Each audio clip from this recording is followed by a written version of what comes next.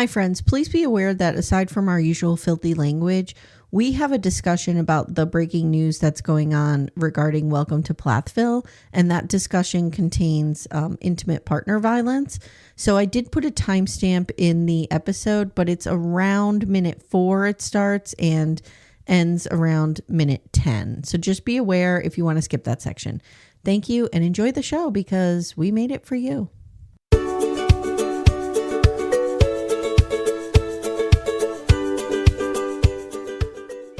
Hi, everyone. Welcome to Little Miss Recap. My name is Amy. Hi, I'm Amanda. Good morning, Amanda. Morning, Aim. How are you? I'm okay. I slept well last night. Good. I didn't, but that's okay. Oh, no. That's okay. Well, if you're struggling from sleep, if you're struggling with your sleep from perimenopausal or menopausal symptoms, Yes. you might want to join our Backdoor Friends group where we now have a perimenopause chat. Yes, you might. I went a long way there for that. You did. That was Yeah. a lot. But yes, you Mhm. can discuss all things menopause and perimenopause. And no, I don't think this was a menopause-related sleep issue. I think it was a back-related sleep issue. My back is still just a little... Still suffering. I mean, I finished my round of steroids. Mm-hmm. So it's so much better than it was. I don't, shriek just standing up. But it's just... I'm just being very gentle with it because we have a lot going on next week, and Mama does not have time for a fucked up back. If we survive the plane ride, we have a lot going on in Chicago. I need you to stop with that. I need you to stop with that. Guys, I'm such an anxious flyer. I hate it so much. And here's the thing. Before the pandemic, when I was doing it a lot, I got a lot better with it. Sure, I got a lot better with it. Exposure therapy. Yeah. Now it's like, you'll be can fine. I drive to Chicago? I mean, yes. It'd just be I've driven to Chicago. It takes a long fucking time. I trust my little RAV4 to get me there in one piece. Your life RAV4 will totally get you there in one piece. It's just real fucking long. Yeah, I know. Which, if there's one thing that's going to weigh out over my fear, it's my impatience. Yeah. So, yeah. Yeah, it would be an incredibly long day. Yeah. Can we talk about some of the breaking news that's been happening in our world? Amy, these people are acting fools all over the place. This may be old news by the time these guys hear this because it'll be Monday. Yeah, it is only Friday. Who knows what's going to happen over the weekend? Right. But Veronica is burning down the Plaths, and I am here for it. And Olivia's kind of burning them down too. Okay, we need to talk about Olivia. I kind of was stealing myself for that. Okay, let's start first with Veronica. Yeah, Veronica took to a Reddit. If you have not been paying attention, my sister-in-law called me last night. We were chit-chatting about something else, and she goes, "Did you hear what's going on with Veronica Plath?" Because she watches all the shows. I'm like, "Girl, you think I wasn't in the Reddit thread while it was happening?" And a lot of people have come after her for having the name Veronica Plath on there. Can't change it. You can't change it. And I understand it because she's like, I just wanted to protect my own actual last name. Which Sure. I mean, her actual last name is out there. I'm not going to say it, but you're on a whatever. TV show, dude. Yeah. So she's saying all these things about Kim and Barry. They're as awful as we think they are. She has confirmed Isaac has ripped Micah's nose off, whatever that means. I am dying to see what the fuck happened to Micah's face. She said the drinking is out of control with many of them, including it seemed like Isaac. It wouldn't shock me. Yeah, it's bad, guys. It's darker in that house than we thought. Yeah, I Barry believes in reptilian men. Did you see that one? No, I miss. I'm gonna need you. She was locked in a basement. Come back a little bit and she start was again. In a basement with him for some reason. He was going on about I'm paraphrasing. It might be the Illuminati. It might be the other thing. I forget. But Freemasons or some shit? Yes, okay. Freemasons. And he started talking about the reptilian men. I see. So you're into some real manosphere stuff there, Barry. I don't know what's going on. I mean, we just thought he was the Mr. Chick Killer, allegedly. It's beyond manosphere. What would that be? That would be, I don't know, delusion. I don't know.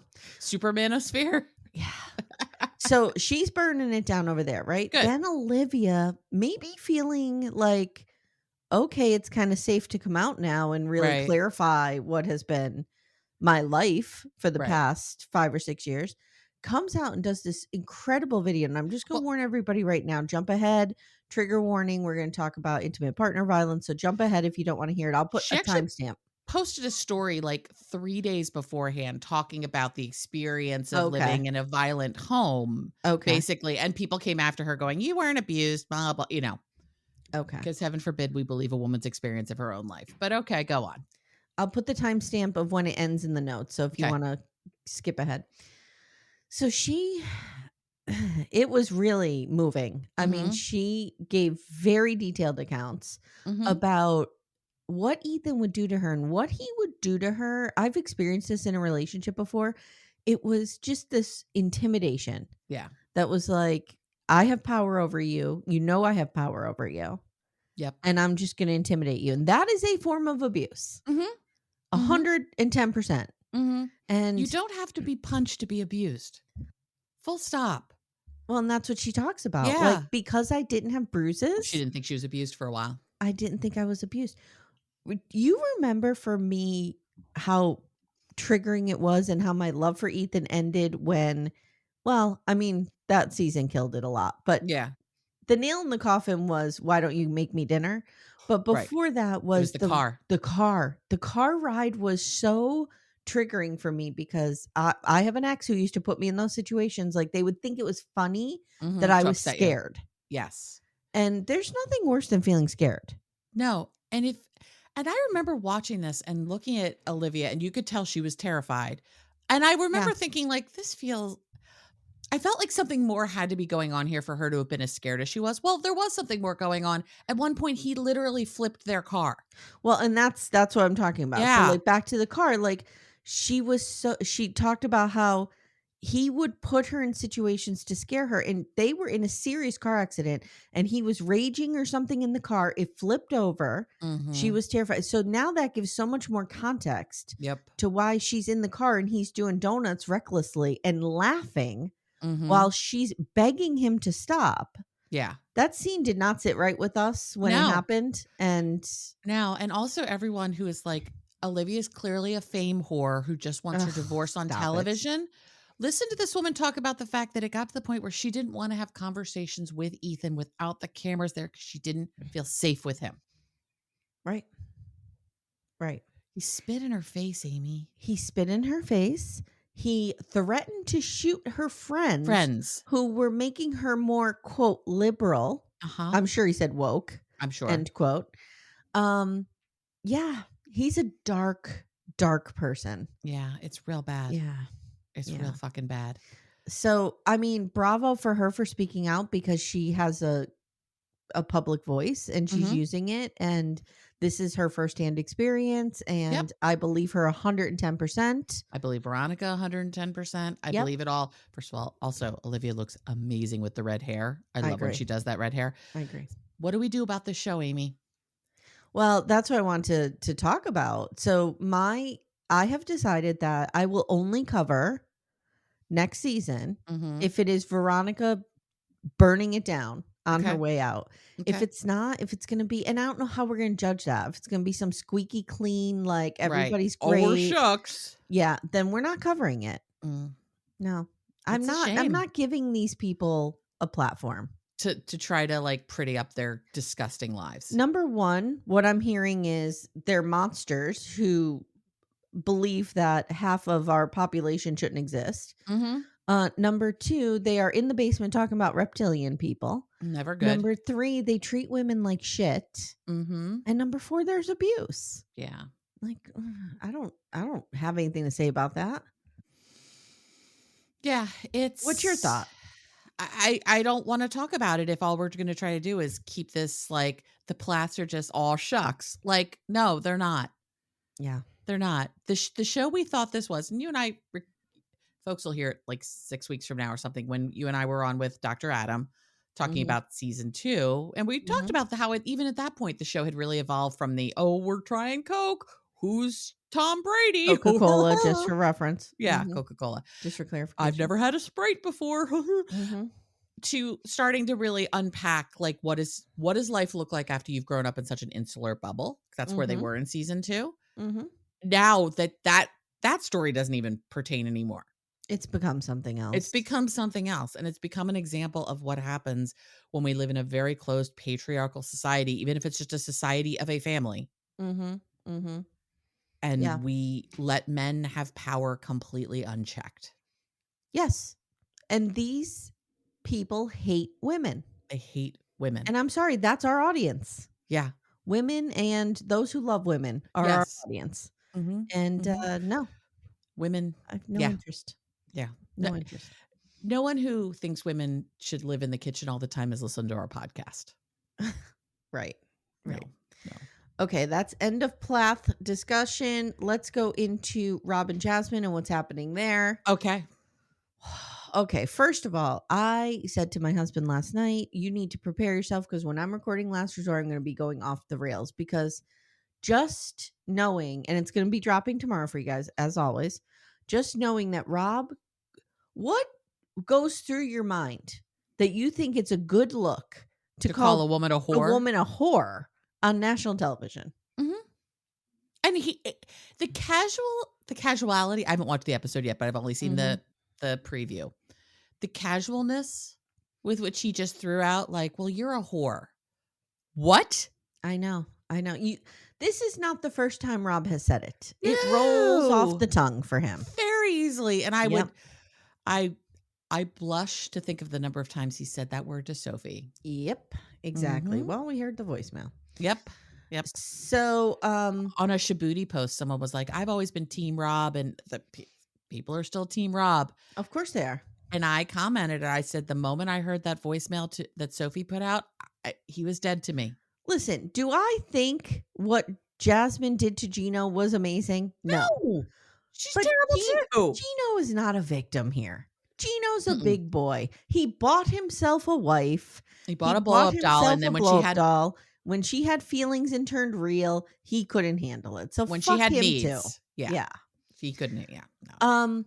So the breaking news is that overnight, Jasmine put out on her socials receipts, apparently on TikTok, that Rob was offering some BJs for $500, and she's like, that is the literal definition of being a whore. Right. And he's calling me that, but here it is. And so, that's out there now too. Okay. So now it's a mudslinging fest. Oh, that could only go well. Yeah. And here's my For these two brain trusts. Though here's actually Jasmine's very smart. She's just a mess. I think this is very unlike Jasmine to expose somebody in this way. Mm-hmm. I think that she has hit the ceiling with him. She's done. Yeah. And she's fighting dirty. But he's been calling her a whore on television for weeks. So fuck off. They're going back and forth. And she even said in her post, I just want to make it very clear that Rob, she's sharing some pictures. And she said that these pictures are already out there. Yeah. Rob sold these pictures. So I'm not taking anyone's property without them knowing. Unlike my pictures. She had to throw that dig in at Gino. Of course. Jasmine has never had a grudge she has let go of, and that's part of what I love about her. Yeah. I wouldn't want to be in a relationship with her because of it, but that's why she's good TV. Yeah, I'm not necessarily a huge Jasmine fan, but I'm Team Jasmine in this particular battle.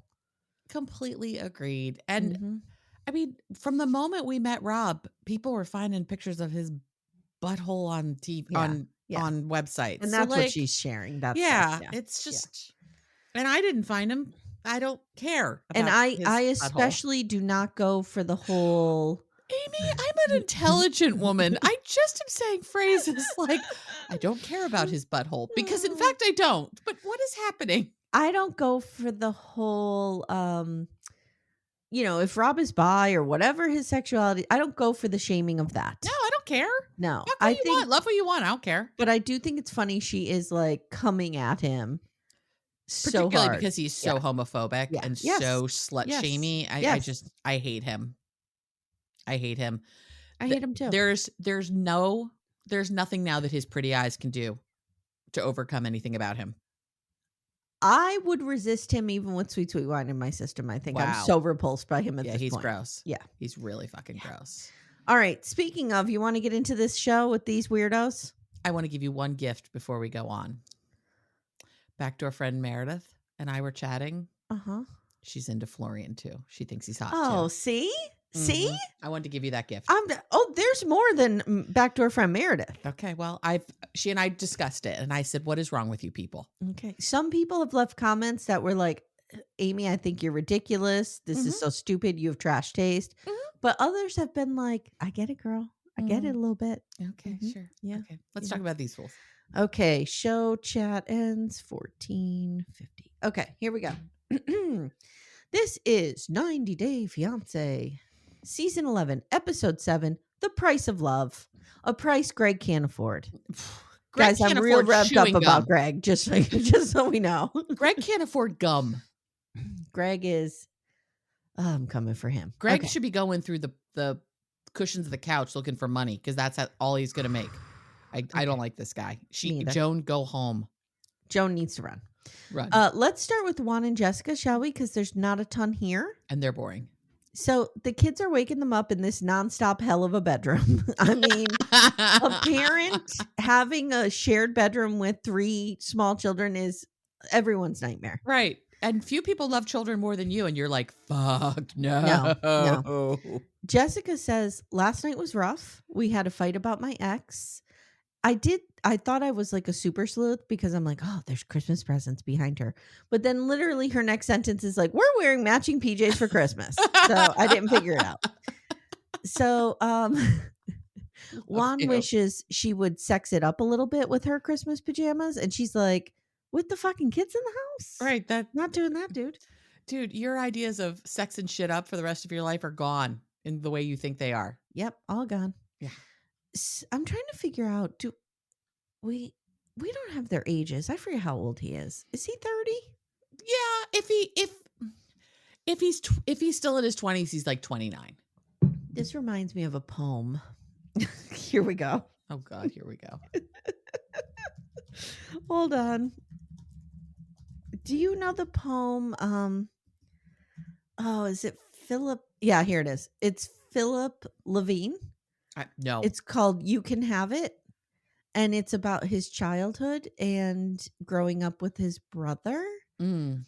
And there's a great line in it. And I'm going a long way for this. And now I don't know where it is. I don't know.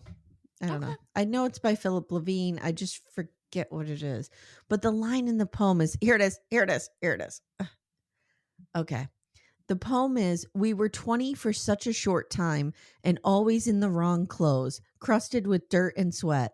I think now we were never 20. I think now we were always 20. I don't know. I like it. Okay. I'm so not a poetry person. I'm like, okay, that's It's great. just so interesting. It is. In some ways, you feel always 20. And in some ways, you're like, I was never 20. I was never 20. I don't know. It's a great line. 20 felt so grown up for so long. And then you get into it and you feel like such a lost kid. Yeah. I may have butchered that line. I apologize. Go ahead. Okay. And we expect people to make big life decisions in the midst of that chaos. I know. It's nuts. The idea, though, like, I think now we were never 20. I don't know. I love that poem. Love it. Cool. One of my favorites. Okay. That was Poetry Corner. So the boys are walking over to their dad's house, and dad has a real nice house. Yeah. And it's big. Juan notices it's big. Yeah. Bigger than Jessica's. She and Juan walk the baby now, and they're chatting, and I'm like, oh, this is what sucks about having a baby with someone else is you can't dump that baby off. Right. Won't dad take that baby? No. No, because it's not his baby. No. Jessica's parents might take the baby, but she's really fucked herself with this situation. She really has. She should have had that third baby with the other guy, and then she could be fucking off with Juan all the time. Yeah. Except I'm gonna go out on a limb here and say Juan's not in Torrington without this baby. You are 100% correct. So she says that summer they were very distant. She was very lonely. She started connecting with an ex-boyfriend, and she started catching feelings, as the kids say. I hate that phrase, but I say it all the time. She tells Juan the ex was going through a bad time, and I was just there for him. That's how it happened. Whatever. He's like, yeah, I get it. I get lonely too. He's kind of like, yeah, we're in the same boat here. She's like, not the same boat, because you cheated. Because you fucked someone else, and I just had right. my ex-boyfriend in my living room. So she really makes sure she differentiates the situations here. Yes. Yes. And now she says, and my heart kind of broke for her in this spot. I've talked about this before, how I was worried Timmy didn't want our family, that whole thing.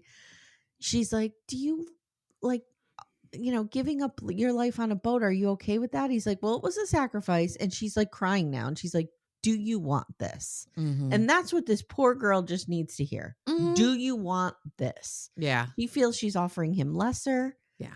But he says, yeah, I guess. He says, I want to live with my son. I was heartbroken in that moment. Yeah. Yeah. If I were in her shoes, I'd be terrified too. I had I'll save this for real talk, but I had a whole breakthrough in therapy about this whole situation.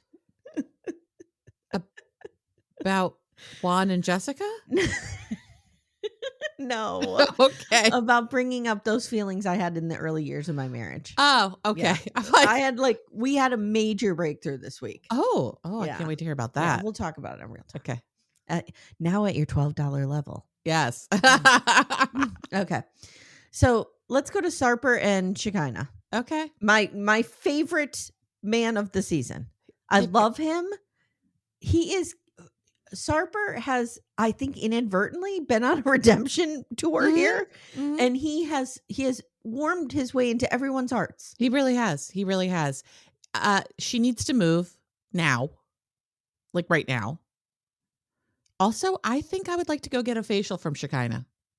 Oh, okay. She's supposed to, people have done a little due diligence on her. I have not, but people have. She's supposedly a legit known esthetician. We do need to plan an LA meetup. Okay. Well, the only thing is, give me a lot of warning because a facial from Shekinah is like $350. Well, and that's what I'm saying. The only thing is, it costs a lot of money to do these trips, and we need to make sure like more than 10 people are going to show up. Yeah. So when our little show grows a little bit more, then we'll head out there to LA and do that. Although our co-hosts they really want us in the Bay Area. I know. So, I know. Yeah. Maybe we do like a Vegas doink up to San Francisco. Maybe Amy just spends the summer cruising up and down the California coast. Waiting for Merlin and Title. And Amanda has a real job, so she won't be able to do this with me. I can work from home. She's important to other people. No, I'm not. I can work from home. Okay. So she's getting ready for a session. She has to kick Sarper out, and he's mumbling, and he's like, I have to leave the apartment. Sarper, you are fired. You are fired, Sarper. Sarper's real upset. Everything with him is so dramatic. We get a little bit of this. Sarper's just wandering the LA neighborhood. Who am I now? I am part-time homeless. I am on streets. Nobody loves me. Sarper only allowed 3-block radius. Sarper fired. Sarper just walking around. It's so sad. It is so sad. And I was listening to Jake and Matt because Jake knows that neighborhood really well. He's like, he's like, I know exactly where she lives. And within like 3 blocks is fine. He's like, but if you get a lot further than that, I think it gets sketch. Oh, maybe. I think Sarper can handle himself. Oh, I'm sure he can. But like, I get the sense that it's not like cute cafes for miles to see. I think it gets a little sketchy where you might not just want to hang out even if you are Sarper. Well, Sarper's so put upon that he must stroll these blocks. The producer's like, how do you feel about Shekinah worrying you'll be tempted by another woman? He says, I will not be tempted. Even if they open their boobs, they cannot tempt me. I will look and go. He has to get in there that he'll look. Look, go. So he says, we have a Turkish saying. They ask the cock, not the penis, the rooster, he goes, the animal. Yes. They ask the cock, is it the chicken or the egg? And the cock says, I just fucking go. Amy, he is a joy. He is a pure joy on my screen. Is Sarper walking along the Boulevard of Broken Dreams? That song just started popping into my head. And I was like, he walks a lonely road. The only one he's ever known. That album, look. Some people love Green Day, others, whatever. That album was so pivotal to my divorce era. Oh, okay. Because it came out at the same time. Got it. And we saw them in concert. We were like all into that album. Right. And then, of course, at my little guitar parties, we were playing Time of Your Life, learning to play that. Sure. Yeah. I always wanted to know, why is it that Paul McCartney sounds American when he sings and Billy Joel Armstrong sounds British when he sings? Why? I don't know. It's backwards. Yeah. Okay, go ahead. Why'd you have to bring him up? You just killed the moment. No, I didn't. Paul Go back to McCartney. Sarper. Jesus. Go back to Sarper. So his parents call and he complains about being thrown out while Shekinah's working. So Shekinah's patient shows up now. Now we get a little insight as to why Sarper has to leave, because this patient just dumps all her client. Yeah. Oh, sorry. She's not a doctor.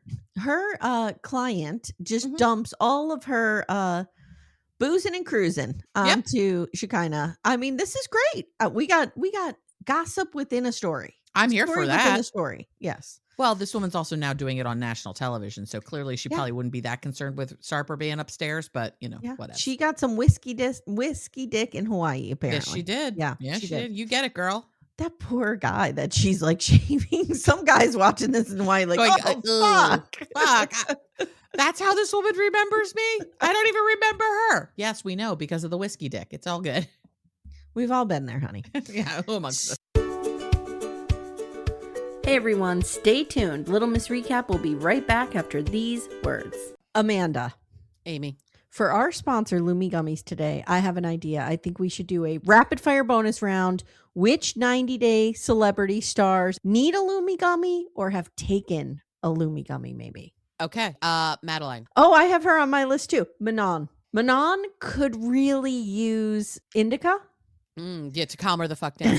Calm down a little bit. I think Jenny could use a sativa to maybe up the energy a little bit, because there's none there. Funny you mentioned Jenny. I have Sumit's aunt can use one to definitely to chill out a little bit. She definitely could use one. This is a wild card. Florian could use one. I don't know what variety. Yeah, but maybe he needs a hybrid. I feel like Florian on a gummy would be good. Yeah. I also have Dylan's mom from Dylan and Patia. Yeah. And I have Luke's dad of Luke and Madeline. Yeah. Yes. Yeah. And we can use Lumi Gummies as well. Yes. All the time. Consistent, mellow, and super delicious, Lumi Gummies are specifically designed to make you feel good, not stoned. Whether you're looking for an end-of-the-day de-stressor, a midday mood boost, or help getting the best sleep ever, Lumi Gummies has a strain that's right for you. So, Amanda, our flavor that we like a lot in this home is the sour strawberry cookie hybrid. Ooh, is it particularly sour? It's not super sour because I don't like sour things. Yeah, I don't either. But I just find that it's the perfect blend of up and down. It's right in the middle. Nice. But you feel good. I really like it. I'm a hybrid girly myself, and I'm going to go with the watermelon sorbet because I do enjoy watermelon, and it's just a nice, cool, chill evening of watching TV. You know what I need to do? I need to take one before Sister Wives comes out. Before I meet my arch nemesis in the ring. Yes. I think it would help you a great deal. I think it would help Cody Brown a great deal. Oh, absolutely. Absolutely. Yeah. Guys, Lumi Gummies are available nationwide. Go to lumigummies.com. That's LUMI gummies.com. Use code Little Miss Recap for 30% off your order. That is Lumi Gummies, LUMI gummies.com. Code Little Miss Recap. Lumis.com. Code Little Miss Recap. It's 30%. And the link is in the show notes if you guys need it. So, now, I don't know if you noticed, but she kind of keeps referring to this workspace very specifically as a work-live space, which tells me she's just following regulation and being a real good girl on TV. Yes, she is. Yeah. Yes, she is. I'm sure it is zoned for something very specific. And I'm sure when the cameras aren't there, Sarper's allowed to stay upstairs while her clients are there. Yeah, I'm sure. Okay. Sarper, just put like headphones on him. Yeah. Sarper's parents are concerned they eat out all the time because of the work-live space. I just wrote, this is dumb. Let's stop this. I mean, whatever. When can we get Sarper's parents to come visit him in LA? I love his parents. He put in, because now I follow him on Instagram and TikTok or whatever. And he put a video of him going home to see his parents for the first time. And they're at the airport and he's like jumping out of the car and they're all hugging and kissing. It's very sweet. I'll have to go look at it. Yeah. Okay. Which further solidifies the fact that we know he and Shekinah are fine. They're fine. So we have a funny scene with Sarper putting on his makeup and shaving. They're going out to eat, and Shekinah tells him, you need to be on your best behavior tonight. We're going to meet my friends. And she says, I'm nervous because we're going to meet Dan, who still has feelings for me. Right.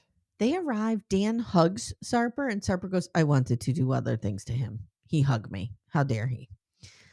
Dan is like, so Sarper, how long are you here for? And Shekinah's like, dude, forever. This is so fake. It's so fake. It's You're so not going to tell me this Frenchman is going to doesn't know how fucking K1 works. Right. And is going to go up against Sarper on national television in a public space. It's stupid. Okay. You have to bang Dan or Sarper. Who are you banging? Oh, Sarper. Okay. Dan is not attractive to me at all because he's like a dickbag about this whole situation. Okay. You would pick Dan. Of course. This is why we would work together as wing women. Yes. I think Dan is really cute. I think he's being a dick here, but I think he's being a dick for the show. I don't think this is Listen, real. I would have to leave my body while I was banging Sarper. Oh, okay. I was like, my mind would have to go somewhere else to not think about the crust and the 2,500 women. Crusted.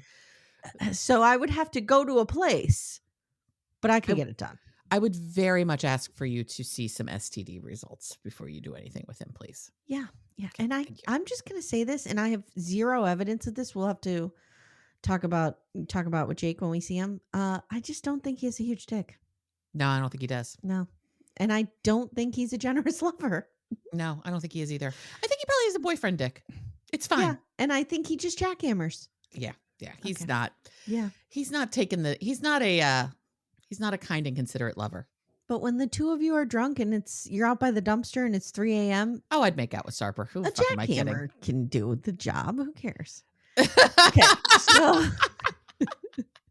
Sarper says, America is not great. And if I was not with Shekinah, I wouldn't be here. Sarper says he and Dan are Mediterranean men and they have a certain code amongst them. And he was testing me and he says, only we understand it. Oh, it's called machismo and we get it. Yeah, it's called fake over the top masculinity. You two can both stop. I come from an Italian family. I get it. Yeah, you've seen this before. You've been to this rodeo. Yeah. So Sarper asked Dan if he and Shekinah dated. He said, we went out a few times, but we are not in a relationship. Dan now says when you're in France and you meet a girl, if you kiss her, she becomes your girlfriend. Like, poof. Oh, I don't think Shekinah's like, okay. Dude, that is not how it works. Right. I feel like Shekinah was like, in France or here. That's not how it works outside of 1974. Correct. So I wrote, we get it, dude. You kissed her. And he says in a confessional, we did more than that. Oh, I think he touched her boob. Okay. They have not banged. I guarantee you she didn't kiss this guy. If she did, they did not bang. I just don't think he's Shekinah's type. Okay. I don't think he is either, but he's a cutie. He's cute, but she likes problematic masculine men. She likes shitty men. She likes Sarper. Right. Yeah. So, guys, because again, as much as I adore Sarper, I would not date this man in a million years. It's terrible. So Dan tells Sarper, look, I did not think this was serious because I think I will be better for her. And then we literally hear dum dum dum dum dum dum as they zoom in on Sarper. Right. I'm like, what is happening here? Are we in a Rocky movie? And Sarper's like, what the fuck? Oh wait, I'm going into Florian.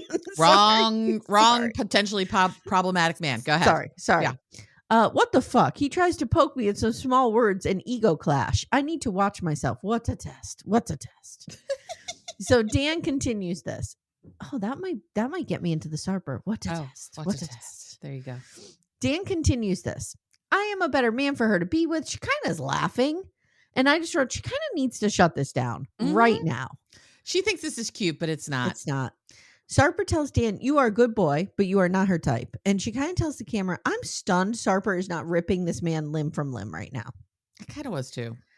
Well, that's what tells me it's fake. Yeah.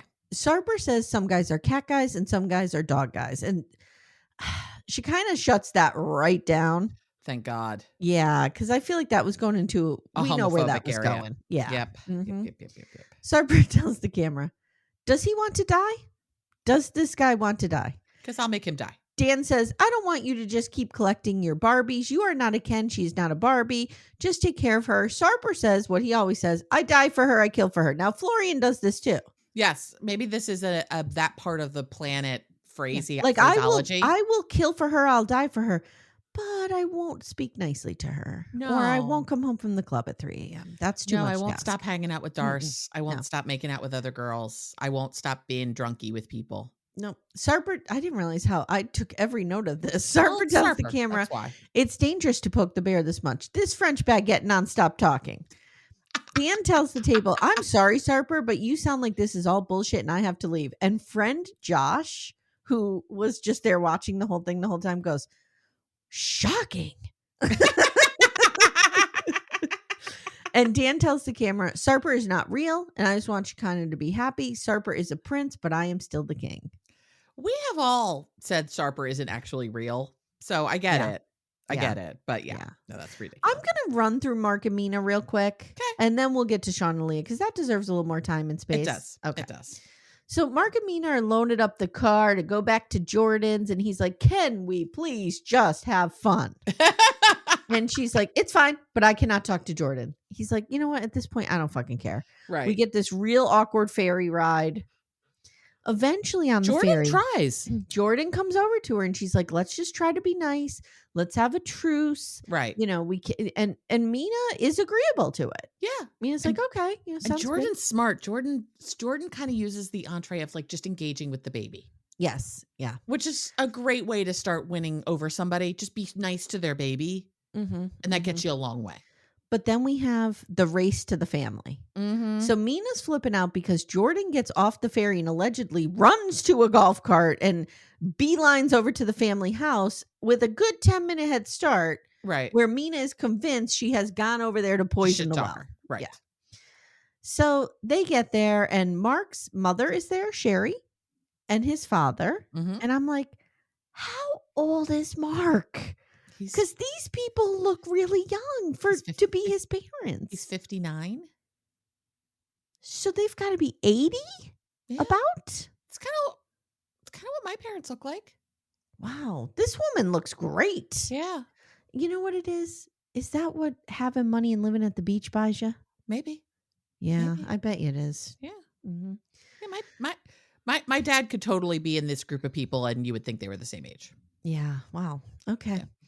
So she has nothing but positive things to say about Mina, Mark's mother. She's very, very nice about Mina. She says, when we went to visit in Paris, Mina cooked us a lovely meal. She made us feel welcomed. Okay. Christy, Mark's sister-in-law, says, yeah, the first night she cooked for us, but then she was 4 hours late for the christening. These people need to get the fuck over this. They need to get over this. Okay, Mark's brother, Rich, what'd you think of him? I thought he was cute. Yeah, I mean, yeah, it's fine. Yeah, I thought he was cute. Better than Mark. He's better than Mark. I don't find Mark remotely compelling. So they're in the kitchen, and Mark's filling them in on this whole situation. Now, you could tell, I think Rich is the younger brother. I think so, too. Yeah. Mark is like, I don't understand where all this came from with Jordan. I thought the Paris meeting went so well. Amanda, they talk about this Paris meeting like it's the Treaty of Versailles meeting. I know. Like it's the Paris Peace Conference. I really feel like we need to just move on from this. Yeah. I get that you all flew to France and it was probably a lot, but like, let's let it go. What I love about Rich is Mark's going on this thing and Rich is like, I'm going to stop you right there. I love when somebody says that. Me too. He's like, she was 4 hours late, didn't talk to any of us, kept us all waiting, and then showed up like she was some kind of princess to her daughter's own christening. She really didn't talk to us. He's like, I support Jordan. It's like, wow, this is an uncle that, has his niece's back, I guess. And it also sounds like all of Mina's friends knew we were starting later. His family didn't. Yeah. Well, I mean, they were probably applying an American custom to this situation. You tell me a party starts at 2. I'm going to be there at 2. Right. So Mina marches to her own drummer. Actually, you tell me a party starts at 2. I'm going to be there at 1:55, sitting like in my car a block away, killing time because I'm always early. See, I'm going to be there at 2:15. Yeah. Okay. I'm always early. It's one of my better or worse traits, depending on who you ask. Rich tells Mark, look, I'm not going to lie.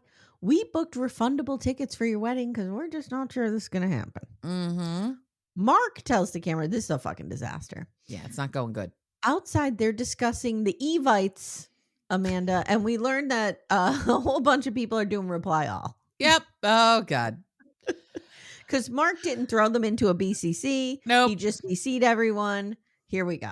Friends, come closer, if I may implore you. The BCC is your friend. Yeah, it's critical. When you are sending a large group email, address it only to yourself.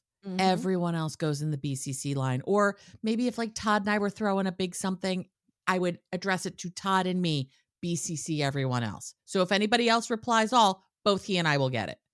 That's it. Yeah. That's it. Yeah. It's not hard. I agree.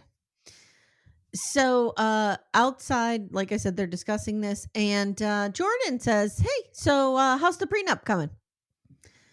And Mark's like, yeah. We're doing a prenup. And he's like, it's kind of a weird time to bring it up. But yeah, it's happening. Well, the producers gave me a card here that said I needed to talk about the prenup at this conversation. So that's why I'm doing it, Dad. Mina's like, Mark, do you think I came here for your money? And she gets upset. She cries. She says, I don't need a marriage contract. She says, he never brought this up. Mark's like, we did, but maybe she didn't understand. She speaks pretty good English, Mark. She's not, and she's not dumb. This is a language issue. Yeah. She's not And that's dumb. where we leave them. All right, let's do it, girl. I don't have faith in these two. Okay. Shawn and Alliya. Okay. So we are, first of all, going out to a place called Hamburger Mary's with Shawn's friend Angela, and this looks like a fucking good time. Put it on the list. It's on the list. Girl, I have the website open right now. Over the weekends, so this coming weekend. Let me pull up the site. Hold on. Okay, it's hamburgermarys.com/weho/events. This coming weekend alone, we have not one, not two, not three, 4, 5, 6 drag brunches. We have a cabaret. Next weekend, we've got a lot of drag bingo. Or no, Monday and Tuesday, we've got drag, or Tuesday, Wednesday, we got drag bingo. I want to go to this place. This looks awesome. I'm here for this. It looks amazing, but I need to see the menu. Okay, well, the food looks good. It looks like cheesy bar food is my guess. Yeah. Fried stuff with fried stuff. Oh, they got fried pickles. I'm here. I'm in. Oh, Parmesan artichokes. Yum. Okay. See, we're going to this place.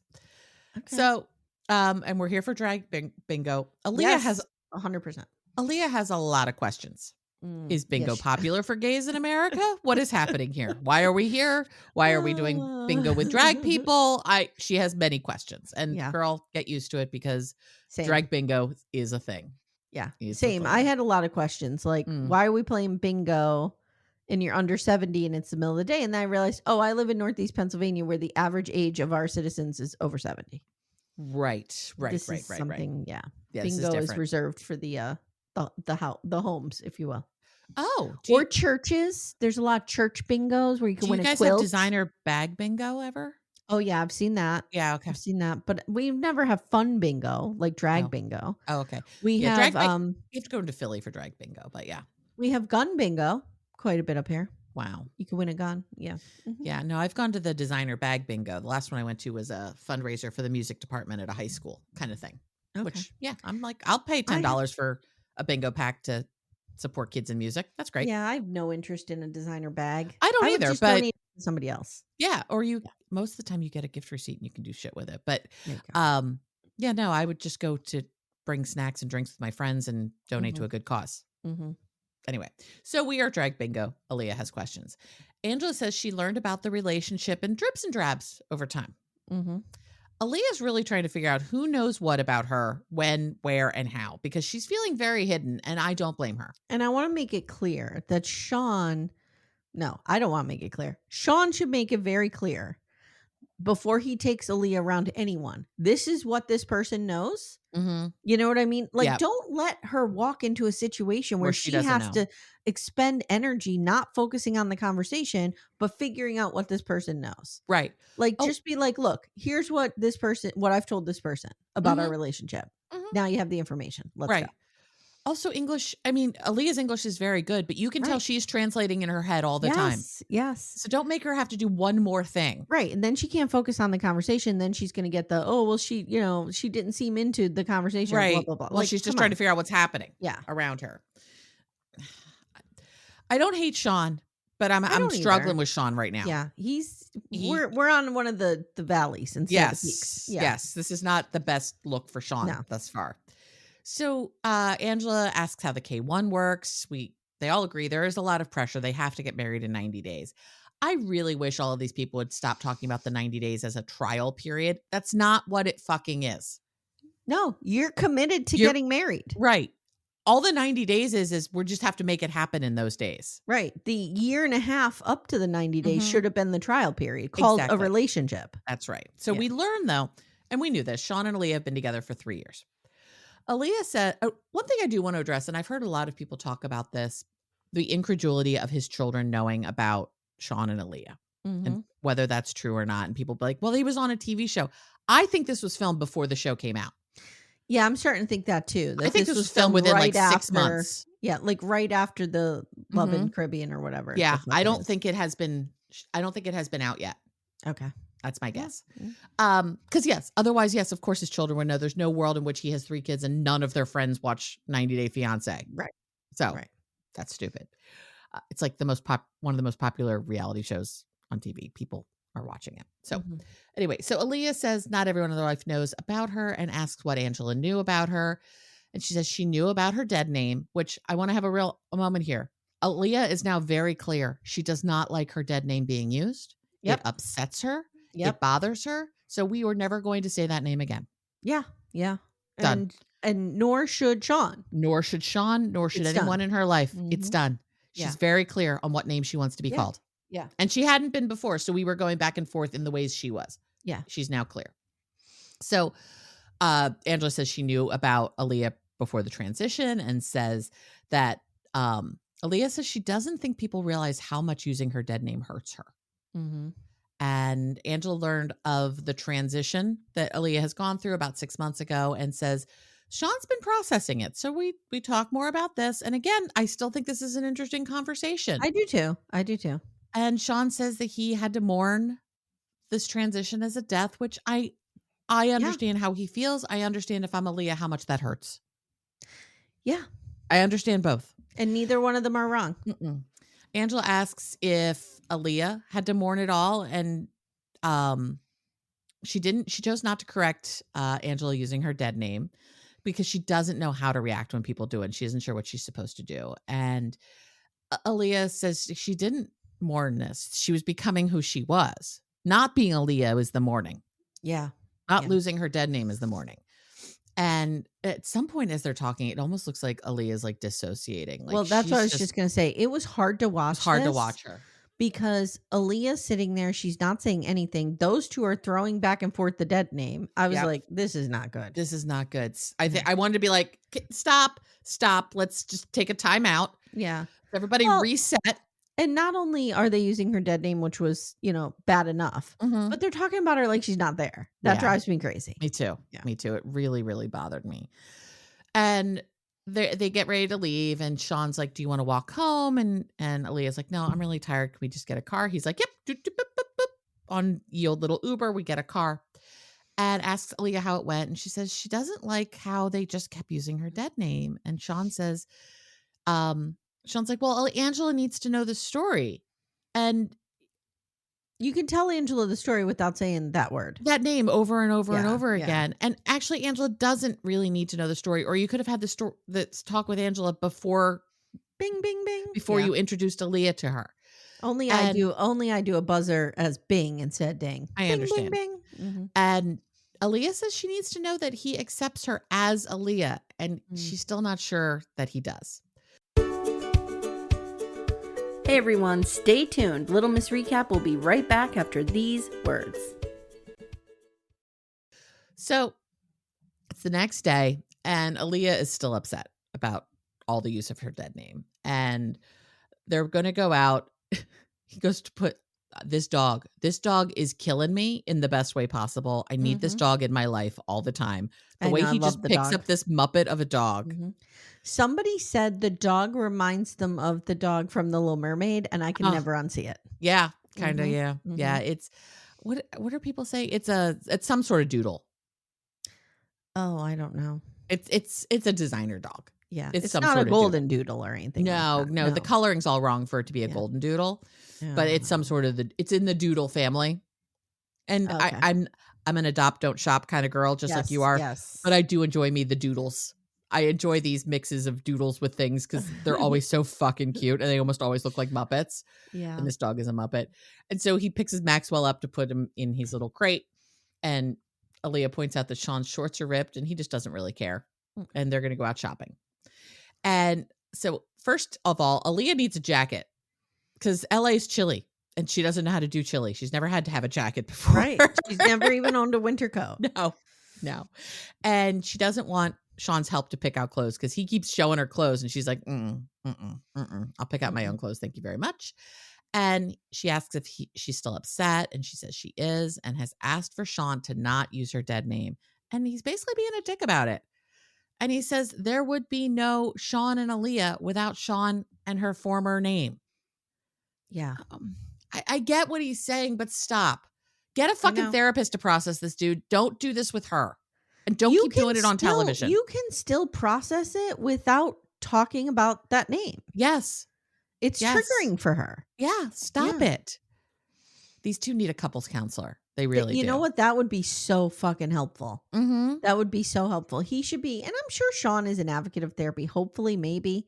He should be going to therapy on his own, and they should be going to couples therapy. They should go. And Alliya should be going to therapy. Yeah. Therapy for everyone. Well, I actually believe everyone should be in therapy all the time. But they need a obviously trans affirming, non-monogamy affirming counselor. Because, by the way, let's not forget Shawn still wants non-monogamy. Right. And that's the problem is Alliya does not. No. So they need someone to work through this with. And Shawn says, and I understand that it's how to talk about her pre-transition. Yeah. And I was actually talking to Todd about this. Todd has a niece who is trans. And they are somebody who does not mind the use of their dead name. We're talking about them as a child. They're totally fine with it. But that was something that Todd made sure they were very comfortable with. Right. Before they talked about them in that way. Before he talked about them in that way. Like, I understand the challenge of how do you talk about somebody historically when they had a different name. Yeah. You know? Yeah. It's challenging. They just need help. They need therapy here. Alliya says, by the way, as I told you in my notes, I spell Alliya differently in every bullet point. I don't know what the proper use is. I don't know how to spell her name, and it's different every time. So Alliya says that she's enough just as she is now, and she just wants to focus on the future. I get it. Shawn says some of his fear is being part of the quote unquote problem because it was pre-transition. Part of the problem. No, what he's saying here is, thank you. I'm afraid that I represent a period of time that she doesn't want to think about anymore. Yeah. Okay. Thank you. So is she better off without him is what he's basically saying. And I think she is. I think she is too. I think they can have a good friendship. He could even be a little bit of a benefactor, help her get on her feet, help her, you know what I mean? But she shouldn't needs get married. A new relationship. She does. And he worries about having to discard the parts of their relationship that are very important to him. So Shawn says he's been having a lot of thoughts. He is drawn to her. This actually I thought was beautiful. He's drawn to her inner light. And that has nothing to do with gender or sex. And he feels safe in the relationship with her. He feels like he can be himself with her. And that's outside of the box of gender or sex. And I want to say something too. I want to give Shawn just a little bit of credit. Okay. He's goofed up here some in this episode. But the fact that he's even saying, am I a problem for her? The fact that he's even thinking, and you could tell the way he thinks is to put her first. He does. It's not all about him for her. Right. Is more it's not all about him a lot of people in this situation would think. Oh, yeah. Yeah. Like he cares about her. He does. You can see that. He genuinely cares about her. Yeah. And he genuinely loves her. Yes. I don't know if he's in love with her anymore, and I don't know if he's I don't know if he's turned on by her anymore, and that's a different problem. I don't know either. Yeah. But he does say, I want to do life with her. Yeah. And so Shawn calls out that Alliya is struggling, and he says, I'm not trying to hurt you. And they hadn't talked about the past, so he didn't know how to address it. Mm-hmm. And he loves her in the present and wants to be with her.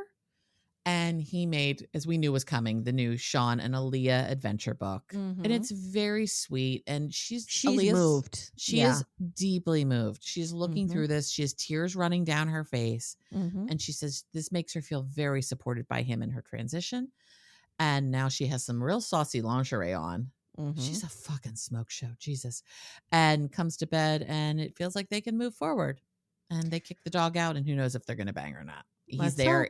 He is there in his best buffalo plaid jammies, which who amongst us hasn't had a pair of buffalo plaid jammies in their life? This is really, when you think about it, this is such an interesting story. It is. Because I don't believe either. I do not believe Shawn has ill intent. Nope. He is fumbling his way through this at times, but at other times he's doing really well. Yeah. And also there's this tragedy of like, we know Alliya deserves different. I'm not going to say better. Different. Yeah.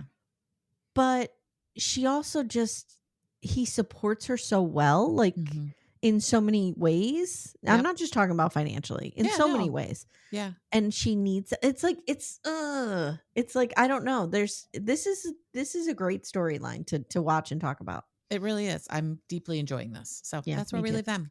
All right, let's go to someone we don't enjoy at all. Greg. Oh, God. Amy. Guys. Joan, I know you can't hear me. I know Joan, this. I'm talking to you in the past. Joan, come closer. Go home. Joan, I spent 8 years of my life with a Greg. It doesn't get better. No. It doesn't get better. No. This isn't a guy who's temporarily down on his luck. No. This is him. This is him. This is him. Don't date someone. Don't marry someone for their potential. No. Makes you an asshole. In the words of Pierre Sabin. Don't do it. So Greg and Joan, he's at his desk gaming. Oh, God, I want to throw it out a fucking window. She has to scold him to clean up after himself. Yeah. Yeah. And the fact that this motherfucker's like, well, I used to get, harassed by my mom, but now I'm getting harassed by Joan. I'm getting nagged. Oh my God. I hate him. Okay. Here's what I've written. He tells the camera, I'm used to my mom nagging me, but now Joan is nagging me too. Girl, run. GTFO, my girl. You don't need this. You deserve better than this. No. Nope. Her family calls and she tells them he has to throw her out. Can I game now? Oh, fuck right off. No, what you can do is you can get on your fucking job. Yeah, you can get on fucking Indeed.com or LinkedIn and get yourself a fucking job. So her family calls and she tells them about staying at the mom's house, and her family's like, no. She tells them he doesn't take work seriously. They're not happy. No. They raised the dowry, and she's like, yeah, I have no idea how this is going to happen. And Joan says, in my culture, a dowry is important. Yeah. And he will be disrespecting me, my culture, and my father's last wishes. Anytime you can legit throw down the card of my parents' last wishes. Yeah. Not good. Not good. He's gathering the eggs from their chicken coop the next day, and I have a feeling this is his only chore. And he's probably just doing it for the cameras. Right. His mother does it most of the time, I'm sure, after she's weed whacking, cleaning the pool, mowing, and washing the car. Paying his bills. Yes. In a confessional together with he and Joan wants to kill the chicken and eat them. She's like, okay, well, this is cute, but when are we feasting on this guy? This is some Renee and Chidi sitch. Yeah. Yep. Okay. Now mom comes back to the backyard. I just need to take a deep breath and steel myself here. You okay over there? Take as much time as you need. I wrote, this is the progression of my thought here. Mom comes out and is like, I have to go to work. Will you be okay without me? Why wouldn't they be okay without you? They're adults. Wait, mom's going to work. Wait, mom's doing rideshare deliveries. Wait, mom's working a job and he's sitting home gaming. Amanda.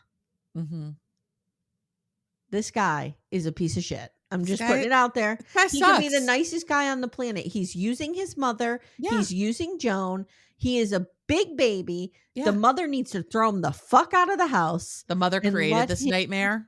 For himself. Yep. He could be the most jovial guy walking around the neighborhood with bread. You know what? Take that bread and go sell it and pay my electric bill. I don't want to see bread and shove it up your ass because it's sweaty bread. Cut me a corner and let me. Amy, he sweat into it. Oh, never mind. Never mind. Okay. So, dude, by the way, Hamburger Mary's has fluffy blueberry pancakes. We really have to go to this place. We have to go there. I'm hungry. You can tell. Amanda, mom. So is mom working 2 jobs or is mom retired and working this job? Do you know what I'm saying? Yeah. Is mom old enough to be retired? Yeah. Probably, right? Yeah, probably. This is a real fucking problem. Yeah, this is a real fucking problem. I agree. She just needs to get the fuck out of here. That mother, if she doesn't kick him out, he is never going to be able to live life. No, he doesn't know how to people. No. So we get, okay. So mom's gone and we get real bad porn music and they go upstairs to bang. Joan. This guy. You're a fucking smoke show. This guy. He tells the camera, I don't want our lovemaking to be scheduled. Like, oh, let's go. Mom is working 3 to 2. 3 to 2. Okay. He just doesn't even know what time means. He says, this guy is such a baby man. I just need this release. Oh, it's all about your needs. Oh, because he has all the testosterone. I hate this guy so much. Get in the shower and jerk off. Stop it. So leave this poor woman alone. I was so angry when I was taking the notes. I wrote, the Chiron says an hour later. Yeah, okay. He wishes an hour later. Mm-hmm. They have their Sopranos robes on now and he's watering the garden. It was an hour later. The thing is they'd been sitting there in the bed for 45 minutes talking. That's true. Yeah. He makes gross jokes about how he already got her wet. Fuck you. This is a professional woman. She looks horrified by this joke on camera. Right. This is the shit you joke about when it's just the two of you alone in a room. This is not what you put on television, you big monster. She takes this time to say, look, this is killing me. I can't live like this. Like, I got to get out of here. We have to get out of here sooner. She actually says we need to get the fuck out of here sooner. Mm-hmm. Mm-hmm. And he says, yeah, you're right. I have to get a job. And she goes, if you don't, I'm going back to Uganda. He flips around, Tony Soprano style, in that robe and goes, what'd you fucking say? Like that. It was like a, what'd you say? Yeah. What'd you say that again? Yeah. So she tells him, look, you need to get a job. You don't take life seriously. He says, you fell in love with me like this. Well, you probably sold her a bill of goods, dude. She fell in love with you on vacation, you fuck face. Then he says, I'm looking at jobs every day. No, you weren't. We saw you gaming. He probably has 16 level 60 characters in World of Warcraft. This guy probably has. I don't know what that means, but okay. He's probably on level 8,000 on Match Factory like me. Except I have a job. He's not playing Match Factory. He's got the dual monitor set up, the headphones. He's playing something else. He's playing something else. He's not into Match Factory. So he tells the camera, I would not have been able to see her in Uganda if I had a job. I'm sure she wouldn't have minded. No, I think she would have been fine with it. They discuss the bride price. It's going to be, for all the cows, it'll be about $3,000. And he says, how am I going to pay for that? I still have to pay for the wedding. Dude, if you can't pay $3,000 for the bride price, you should not be taking on the responsibility of bringing someone over to this country, financially supporting them. No. Do you know why? I bet his mother is still working. Why? Because she's the one who sponsored Joan, not him. Oh, you're probably right. Mm-hmm. Gross. Mm-hmm. Yeah, because he would have to have a job. Yeah. As a single person to sponsor somebody, you need to make, and I'm going to say it's not a lot of money. It's like $26,000 a year. Mm-hmm. Not that that's not nothing, but that's barely a livable wage in most places. Actually, in most places right now, that's not a livable wage. Know what vibe I'm getting from this mother-son situation? What? This is a real current reference only. Okay. Better Off Dead. Ricky.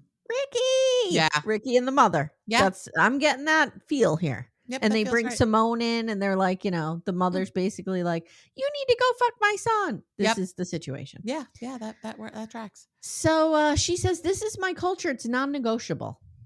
And Good. he says, her wanting to leave, it's like a knife in the heart. It's like a knife in the kidneys. And she says, if I don't see more effort, this is it. We're done. Good for her. Go home, girl. Do I not have next time on? I have next time on because you told me to thank do God. it for you. Yes, I did. Okay. Yes, because you had to go run and do other things. Yes, I did. Thank Hold you on. very much. I have to get rid of my Hamburger Mary's menu. That next is time on 100% on our list. Yes. Go on. Stevie and Maddie may need to marry quicker because of the cost. Oh, so something about the visa, like the cost is going up. And if they get married within a couple of weeks, it'll be before the price. I don't know what this is, but she thinks it's a red flag that he wants to marry faster. Okay. Megan needs to get over Jessica and Juan. Big time. Mijin. I hate this girl. She's in a confessional like crying. Again. Stop it. Again. Jesus. Look, I have gone through... Dude, listen to Real Talk a couple weeks ago. I've gone through some fucking heartbreak in my day. Mm-hmm. Wendy has held me while I've cried. Many a time. Was Wendy crying in her confessionals? No. And that girl loves me, but no. Shekinah and Sarper are on their way to meet Shekinah's daughter, Sophie, and that better go good. I don't know if it will. Alliya and Shawn are at a drugstore and they talk about STD testing and they have a hard conversation about her gender confirmation surgery and what impact that might have on their relationship. Mina and Jordan try to make up, but Jordan wants an apology, and I don't think Mina's any remotely interested in that. Mina has not apologized in her life. No. This will be the first apology ever uttered from her mouth. If it happens. It's not going to happen. No. And Matt, Amina, and Ani fight about being honest with her family, and you'll be shocked to know that Amani, whatever the fuck her name is being a bitch. Wow. Okay. All right. You heard it here first, guys. You heard it here first. We covered a lot of ground today. We did, and we're not done. Jesus. Oh, we got to track our pets. We got to track our pets. Yeah. Our children. Mm-hmm. We're not done. Jesus, I forgot. Okay. All right. Do you check on Merlin and Title outside of this? No. I don't either. No. Okay. I wonder if people like this segment or if it's just for us. I don't know, but I'm enjoying it. All right, guys. If you are new here, my sister bought me 2 humpback whales, purchased them for me. I now own them, although I've learned that it's more of a timeshare situation with Merlin. Yeah. Merlin's a whore. So we track them, and Amanda has Yuki, her little baby boy. Yes. So yes. Here we go. I'm going to first track Title because I like Title better. Right, because Title's not a whore. See, this is an appropriate use of whore. Yes.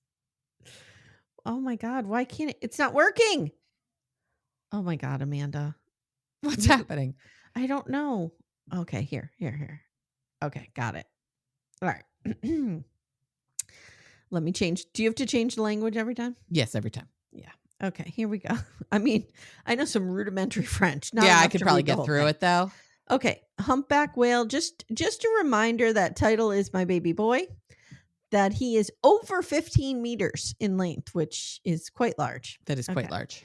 Now, last we saw him, I believe he was headed on his headed back towards Australia. He's going the wrong way. Okay, now I'm going to say he's in danger. He is in danger of becoming a beached whale. Oh no! He is so close to the fucking coast. He's heading to the coast. He God, real close. Ugh. Wait a minute. What's that? Cairns? Okay, how would you say that? Cairns. Oh, Cairns? it's not. It's not Cairns because that's where Ash of Boxes was from. Okay. Australian BDFs, if you could hear me. Yes. Get there. Yes. And get Merlin or go get Title. Yell at Title to go back into the water. Go back into the sea. We don't want If a whale with a tag comes upon the beach, push him back. Yeah, we don't want him to be a beached. We don't want him to be a beached whale. No, we don't. All right. Okay. Now let's check on Merlin. Okay. All right. Merlin is, I'd like to say Merlin's my daughter, but okay. Merlin is, Oh, remember I said she was headed Yeah. towards us, maybe she to coming clear up back? some confusion. She's coming back. Oh no, she's doing a big U-turn. She did a big U-turn. She heard me talking shit about her and she turned around. Well, at least your animals are not nearly as frenetic as mine. Wait a minute. Is it that or is she running back to save her brother who's thrusting himself onto the shore? She's going back to save him. So let's go to Yuki. It's so much. Oh my God. So Yuki is my hawksbill turtle. It's my little boy. He is 1 meter in size. We do not know his age. He is back in where are we? He is out of the Dutch Caribbean. He is back in St. Kitts and Nevis area of the Caribbean. He is very close to where he was 4 days ago. He's also very close to where he was 3 years ago. So he really is just. Amanda, if past is present, that's not a good sign. No, because he'll stay there for years. You can see the stars where he started. God, he's real cute. He is real cute. He's real cute. Like, I mean, look at him. Look at him. He's adorable. He's adorable. I'm going to guess that this is not, in fact, the Yuki. I think this is a Yuki approximation. But I want to believe this is the real Yuki because he's very cute. He's got good coloring. Yeah, sure. All right, guys. This has been your 90 Day Fiance coverage. Yes. Season 11. By the time you guys hear this, I'll be on the plane. Yeah. By the time you hear this, I will be driving to the aeropuerto.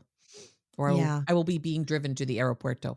So this is our last call to remind you that there's a BDF meetup tomorrow night. At the Amanda, please help me here. The Marriott Marquis on Prairie Avenue next to the convention center. There's a food hall in there. We will be there from 5 to 7. You can get your own food and your own drinks. We'll be there. We will also again mention it tomorrow on Last Resort because that will truly be the last time. That's true. Yeah. BDFs, please come if you're in the Chicago area. People are coming, girl. I need to see you. People are coming. Rocky better be coming. People are coming. I know Rocky is an RSVP, yes. I mean, Rocky came to Philly. I think Rocky can make it to her own hometown. Yeah. Where she lives. Yeah. Backdoor friend Whitney wanted to come, looked into it, but just couldn't make it work. Okay. So guys, also I wanted to tell you that Amanda and I have been in conversation. We're going to have a virtual backdoor friend meetup. We got, I upgraded and got the big Zoom account. You didn't need to do that because I have the big Zoom account. I needed Zoom anyway for the consulting I'm doing. Oh, okay. Got it. So I have. Okay. But Amanda has it too. Yeah. So we will be doing that maybe in groups of 15, just so not everybody's talking over each other. And we'll do some of those throughout the spring and summer. Yep. And then in the fall, we'll do something west of the Mississippi.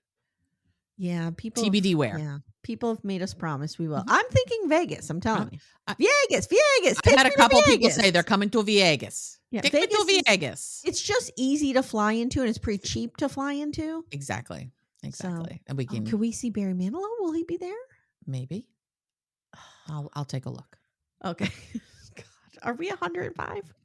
I already have tickets to see Barry Manilow once this year, so I'm in no position to judge anybody. All right, guys. Thank you so much. Amanda, thank you. Amy, thank you. And we'll see you next time. Take care, everyone. Bye. Bye. Thank you so much for listening to Little Miss Recap. If you'd like to support the show, the best way you can do that is to join our Twin Flame universe, which is our Patreon, Supercast, and Apple subscription feeds. The links for those are in the show notes. You get ad-free episodes and a ton of bonus content. You can also subscribe to the feed so you don't miss an episode, share the show with a friend, and leave a 5-star review. To contact the show, please email me directly at amy@littlemissrecap.com or join our Facebook group Backdoor Friends. Thank you so much for listening, and we'll see you next time.